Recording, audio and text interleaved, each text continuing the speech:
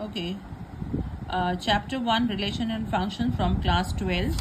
Equivalence relation means what? We have three parts here in the equivalence relation. One is reflexive, symmetric, the other one is transitive. So I have written formulas here for reflexive, symmetric, transitive. Reflexive is any element belongs to the set A, A belongs to R, मतलब उसी का pair उसके साथ होना is compulsory here for reflexive. Symmetric says if A, B belongs to B, ठीक है, मतलब it has this pair must be from the relation, जो रिलेशन होगा उसी में से पेयर निकलेगा, उसका reverse also must be in the R. Transitive means if A comma B belongs to R and B comma C belongs to R, C these two elements must be same, इसका second element इसका first element must be same for transitive. ये दोनों के दोनों अगर relation में से है तो ए कॉमा सी भी रिलेशन में होना कंपल्सरी है. एग्जाम्पल को अच्छे से समोशंस को समझने के लिए एज्यूम करना कि तुम्हारे सामने, एज्यूम करो कि तुम्हारे सामने एक बैग पड़ा हुआ है, दिस इज बैग 1 जिसके ऊपर सेट का नाम लिख दिया ए, और दूसरा एक बैग पड़ा है जिसके ऊपर रिलेशन आर वर्ड लिख दिया, इसके ऊपर एक छोटा सा लॉक लगा दिया.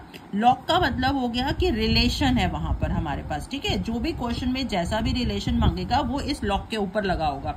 जब वो रिलेशन सेटिस्फाई होगा तो लॉक ऑटोमेटिक खुल के इसके अंदर चला जाएगा. ठीक है, अब देखो फर्स्ट एग्जाम्पल है T with the set of all triangles T1 and T2 where T1 is what congruent to T2, मतलब लॉक जो है वो कॉन्ग्रेंसी का लॉक है, तो शो करना it is an equivalence. What I have done here, एक सेट ले लिया जो मैंने आपको बोला था जिसका नाम ऊपर ए बोला था, तो अब यहाँ पर क्वेश्चन में इसका नाम टी दिया तो हम टी लिख देते हैं.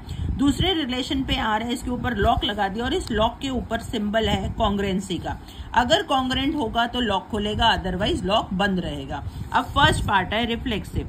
हमने एक एलिमेंट उठाना है, कहां से उठाना है, पहले सिंगल एलिमेंट्स सेट्स में से निकलते हैं, पेयर जो है वो रिलेशन में से उतरते हैं, क्योंकि रिलेशन क्या होता है, दो एलिमेंट्स के बीच में होता है. अब देखो एक एलिमेंट उठाया इसमें से, अब वो एलिमेंट अपने आप में तो 100% होगा, ठीक है, कॉन्ग्रेंट, तो T1 और T2, मतलब यहां से एक एलिमेंट आपने निकाला बाहर जिसका नाम T1 था, इसको इसी के साथ इस लॉक के ऊपर रखा तो वो अपने आप कॉन्ग्रेंट होगा ही, तो वो लॉक खुल गया, ये इसके अंदर आ गया. अंदर आने का मतलब है T1 बिलोंग्स टू R हो गया. ठीक है, देन आ जाओ नेक्स्ट सिमेट्रिक में. T1 and T2 belongs to R का मतलब है, देखो अभी ये पेयर है ना, 100% पेयर रिलेशन में ही होगा.